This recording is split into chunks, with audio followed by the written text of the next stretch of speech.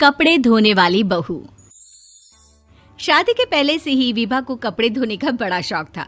कभी नल के नीचे तो कभी तालाब के पास। अरे मेरी नीली वाली लुंगी नहीं दिख रही है। विभा की अम्मा, कहाँ रखी है लुंगी? अरे वो तो विभा ने परसों ही धोकर रखी थी आपकी अलमारी में, देखो वहीं होगी। वो ना मैंने आज धो दी, मुझे लगा कि गंदी हो गई होगी। अरे कैसे गंदी हो गई थी? उसे तो मैंने पहना भी नहीं। हे भगवान, इस लड़की के कपड़े धोने की आदत से परेशान हो गया हूँ मैं।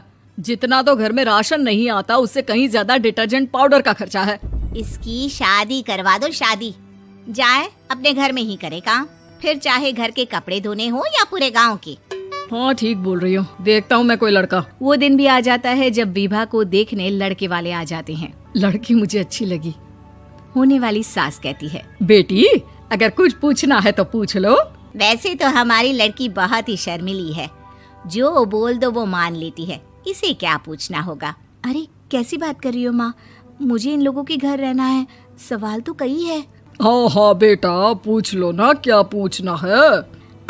आप लोगों के घर कपड़े कौन धोता है? सास का मुंह बन जाता है। देखो, अगर तुम ये कहना चाहती हो कि तुम्हें कपड़े धोने नहीं आते तो सुन लो, कपड़े मैं ही धोती हूँ, लेकिन तुम्हारे आ जाने के बाद मैं रुमाल तक नहीं धोऊंगी। अरे चुप रहना भाग्यवान, बहू बेचारी घर आई नहीं, उसे डराना शुरू कर दिया।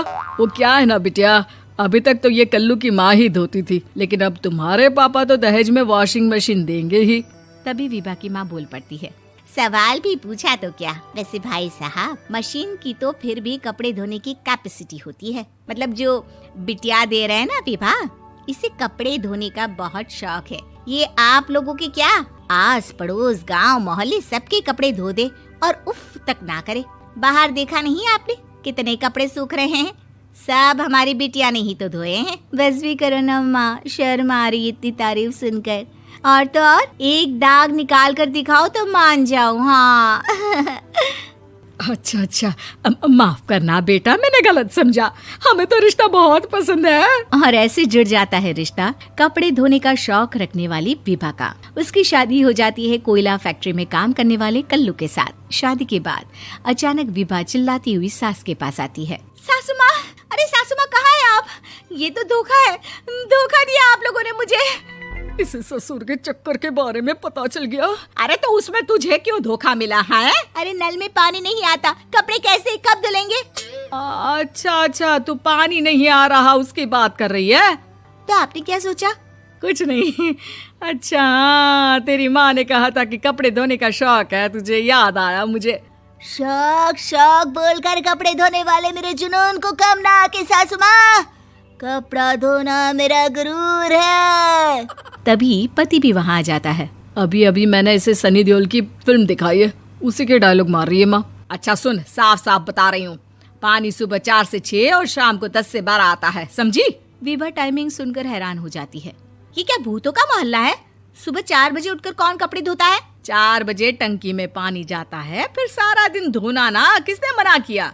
अरे कैसी बात कर रही हैं? 200 लीटर की टंकी में कितने कपड़े धो लूंगी मैं, सुबह ही उठ जाऊंगी मैं। अब क्या था, विभा सुबह 4 से लेकर रात के 12 बजे तक कपड़े ही धोती रहती। एक रोज सास पड़ोस से निकलकर कहीं जा रही होती है कि साथ वाली कहती है, हाँ कल्लू की माँ, जरा ये बताओ कि 2 साड़ी है, 2 ब्लाउज और एक पेटीकोट और एक नाड़े वाला लंबा कच्छा। हाँ तो? अरे तो क्या, कितना लोगी धुलाई ये बताओ। धोबन दिख रहे हैं हम क्या? हमारे पति सरकारी नौकरी से अभी रिटायर हुए हैं और बेटा सुपरवाइजर है कोयला फैक्ट्री में। धोबन समझ रखा है हमें। हाय रे कल्लू की अम्मा, माफ कर दो, वो तो मोहल्ले में यही सब बता रहे थे कि तुमने बहू को कपड़ा धुलवाने के काम में लगा दिया है। सास को पड़ोसन की बात सुनकर गुस्सा आ जाता है। वो घर पहुंचती है जहां घर के बाहर ही इतने सारे कपड़े सूख रहे होते हैं जितने कि किसी धोबन के घर पर। अरे ओ कल्लू की दुल्हन, बाहर निकल।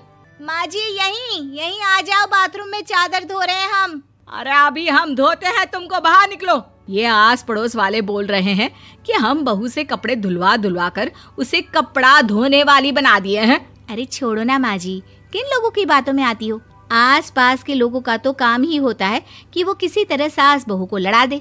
बहू सारे घर के कपड़े धोती है, ये क्या कम है? बोलिए। सास को भी लग जाता है कि वो बहू का ये सनकीपन नहीं छुड़वा सकती, इससे अच्छा है कि खुद ही चुप हो जाए। एक रोज सास और बहू मंदिर जाते हैं, जहाँ सास की साड़ी वहाँ खड़ी भीख मांगने वाली से मिलती है। माँ जी क्या बात है, आपकी साड़ी उस भिखारन से कितनी मिल रही है ना? हाँ हाँ देखो तो, दोनों की साड़ी मिल रही है। क्या बात है कल्लू की अम्मा, तुम खुद को तो अफसर की बीवी बताती हो और ऐसी सिंपल सी प्लेन साड़ी पहनकर घूमती हो। सिंपल और प्लेन नहीं है ये साड़ी। तो क्या सोने के धागे से फूल बने हैं? कुछ भी सासू माँ, कुछ भी। हाँ बने थे इस साड़ी में सोने के धागे से फूल। मेरे पति लेकर आए थे मद्रास से स्पेशली मेरे लिए 10,000 की। ताहे भाई साहब इस भिखारन के लिए भी सेम टू सेम साड़ी लेकर आए होंगे 10,000 की। सास उस वक्त तो कुछ नहीं कहती, लेकिन बहू के साथ घर आती है और अलमारी से एल्बम निकाल कर लाती है। ये साड़ी देख रही है, ये वही साड़ी है जिसे मैंने अभी पहना था। इस साड़ी में ये जो चमकदार फूल दिख रहे हैं ना, ये सोने के धागों से काढ़े गए हैं। लेकिन तू लोकल वॉशिंग मशीन ब्रश से घिस घिस कर सारे फूलों को निकाल कर साड़ी प्लेन कर दी। मुझे माफ कर दीजिए सासू माँ। और तो और, जब मैंने तुझे तेरी गलती के लिए कुछ नहीं कहा, लेकिन तूने तो सबके सामने मेरा मजाक ही बना दिया। क्यों? बहू को समझ में आ जाता है कि अब से उसका कपड़े धोना बंद।